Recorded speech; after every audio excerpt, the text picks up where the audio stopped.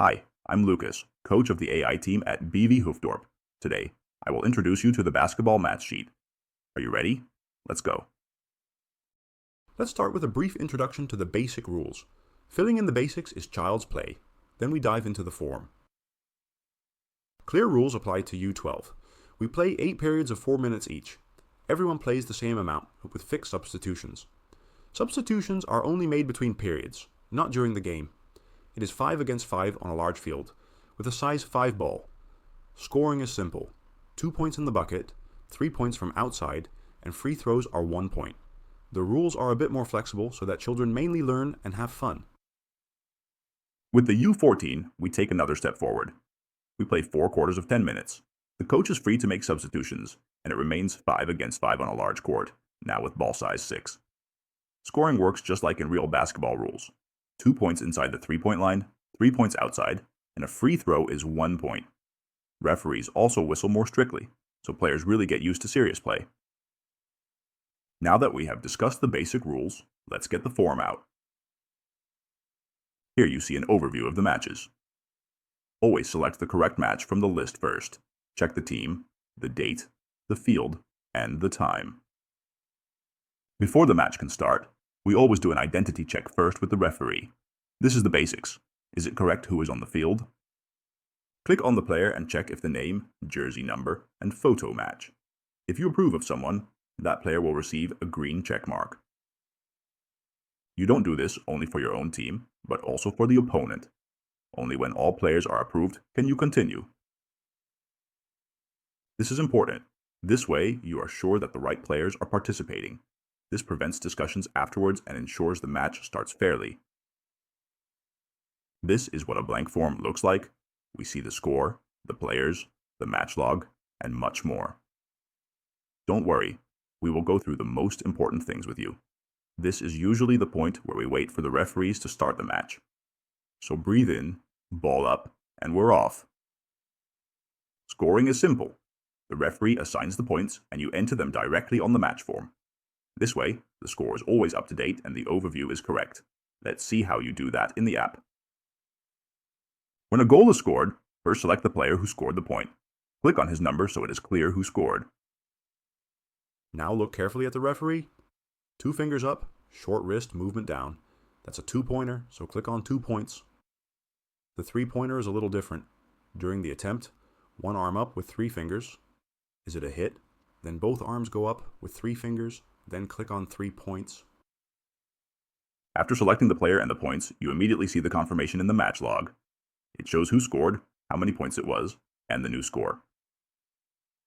Did you make a mistake? That happens to all of us sometimes.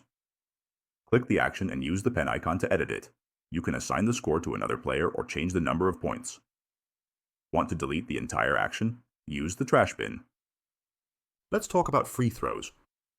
Someone is allowed to shoot without defense. This is after a foul by the opponent. When taking free throws, you first select the player who may take them. The referee indicates who goes to the line. During free throws, you first watch the referee. He indicates the number of free throws with hand gestures. 1 finger is 1 free throw. 2 fingers are 2 free throws. 3 fingers are 3 free throws. In the system, you then click on the correct number. Next, for each shot, you have the choice, make or miss.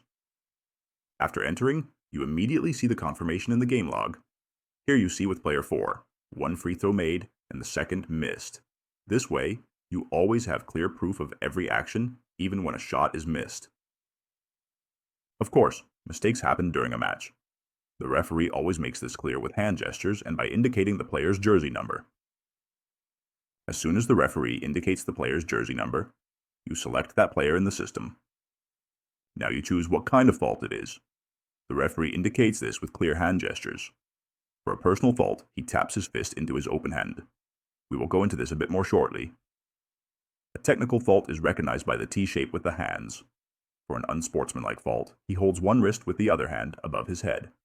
And a disqualification is seen with both arms straight up with clenched fists. But luckily this doesn't happen often. You only need to click the correct button and choose the subtype. If it's not clear, just ask the referee. Okay, now let's go a bit deeper into personal fouls. There are 4 types, called P0 to P3. The Pijot is a foul without an attempt. The game simply continues with a throw-in from the sideline. A P1 is a foul after a score. Then the player gets one bonus free throw. A P2 is a foul on a missed 2-point shot. Now the player gets 2 free throws. A P3 is a foul on a missed 3-point shot. Logically, 3 free throws.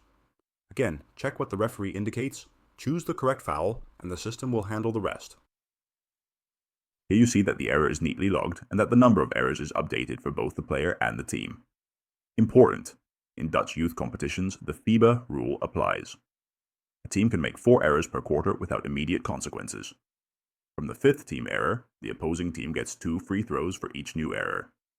The exception to this are offensive errors. No free throw is awarded after those.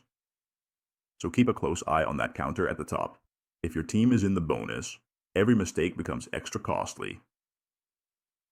Okay, we're going to wrap up. A period or the entire match. Let the referee take a look. When a period has ended, you first close it digitally. You do this by selecting the next period in the menu. Simple, right? Final score. Time to close. Check with the referee if everything is correct. Open the period menu and then select Finalize. In the next step, we will finalize the signature. The referee now checks, checked by the referee, and clicks Finalize and Confirm. This officially validates the match and submits it to the Federation.